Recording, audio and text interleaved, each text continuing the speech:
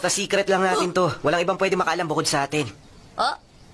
Nakakapagtaka naman. Kaya niya akong halikan ng gano'n na lang? Hindi naman kaya. Alam mo kasi, nararamdaman ko na mahal na kita, Yamada. Hindi nga kaya.